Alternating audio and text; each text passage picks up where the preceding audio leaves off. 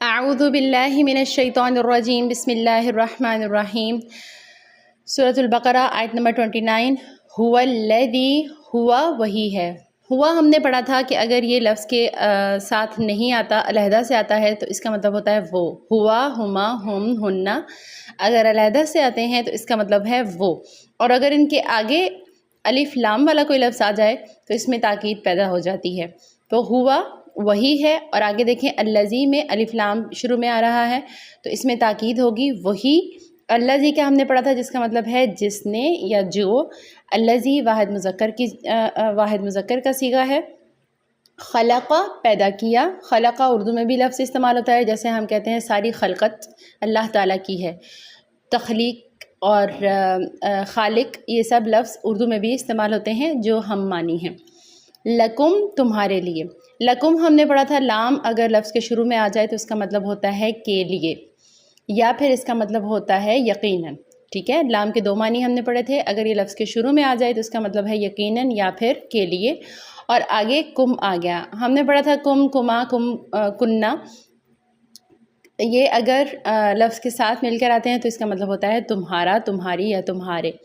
ماں کے ہم نے دو معنی پڑھے تھے، عام طور پر ماں کے دو ہی معنی استعمال ہوتے ہیں، ایک معنی ہے جو اور ایک معنی ہے نہیں، اور کبھی کبھار یہ کیا کے معنوں میں بھی استعمال ہوتا ہے۔ فی الارض، فی ہم نے پڑھا تھا اردو میں بھی استعمال ہوتا ہے، جیسے فی الحقیقت، فی الحال، اور اس کا مطلب اردو میں بھی میں ہے، اور عربی میں بھی اس کا مطلب ہے میں۔ فی الارض زمین میں، ارض کا لفظ بھی اردو میں استعمال ہوتا ہے، ارض و سما جیسے ہم کہتے ہیں، اور اردو میں بھی اس کا مطلب زمین ہے اور عربی میں بھی اس کا مطلب ہے زمین۔ جمیعاً کا مطلب بھی اردو میں ہم جیسے کہتے ہیں جمع، یا ہم کہتے ہیں جماعت، یا ہم کہتے ہیں جمیع، یہ ہوتا ہے مختلف طرح کی چیزوں کو ایک ساتھ اکٹھا کر دینا کو جمع کہتے ہیں۔ جمیعاً سب کے سب۔ ثم کا مطلب ہے پھر، استوا وہ متوجہ ہوا۔ الی السماء، الی ہم نے پڑھا تھا الی کا مطلب ہے طرف، الی السماء کا لفظ اردو میں بھی استعمال ہوتا ہے۔ فسواہن، تو پس اس نے درست کر دیا، ہم نے پڑھا تھا فا اگر لفظ کے شروع میں آ جائے تو اس کا مطلب ہے پس۔ فسواہن، پس اس نے درست کر کے بنا دیا انہیں۔ ہننا، دیکھیں آخر میں اس کے ہننا آ رہا ہے، ہننا، ہم، ہما، ہم نے کہا تھا اگر یہ لفظ کے ساتھ مل کے آ جائے تو اس کا مطلب ہوتا ہے اس کی، اس کا، اس کے، یا ان کی، ان کا، انہیں۔ تو یہاں بھی آخر میں دیکھیں انہیں آ رہا ہے، جملے کے اعتبار سے تھوڑا سا لفظ مختلف ہو سکتا ہے لیکن اسی کا ہم معنی ہے۔ اور سوا ہم پڑھتے ہیں اردو میں بھی لفظ استعمال ہوتا ہے، جیسے ہم کہتے ہیں مساوی، برابر کو ہم مساوی کہتے ہیں، تو اس نے درست کر کے بنا دیا، یا اس نے سب، یعنی مساوی بھی اسی لیے ہم اس کو مساوی کہتے ہیں نا کہ برابر ہو گیا، درست ہو گیا، تو پس اس نے درست کر کے بنا دیا انہیں۔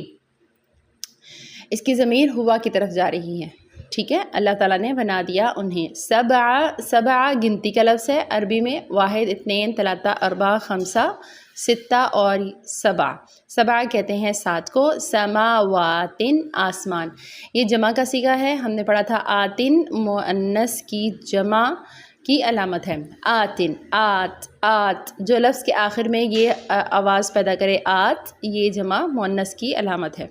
وہوا، واو کا لفظ ہم کتنی دفعہ پڑھ چکے ہیں، اور جیسے ہم کہتے ہیں اردو میں بھی زمین و آسمان، اردو میں بھی اس کا مطلب ہے اور عربی میں بھی اس کا مطلب ہے اور۔ ہوا وہ ہوا اور وہ، بیکلی، با کے ہم نے 6 معنی پڑھے ہیں، با کا مطلب ہے کے ساتھ، با کا مطلب ہے ساتھ، پر، با کا مطلب ہے کے لیے، با کا مطلب ہے کا، کی، کے کو، یہاں پہ بیکلی ہر شیئن چیز کا۔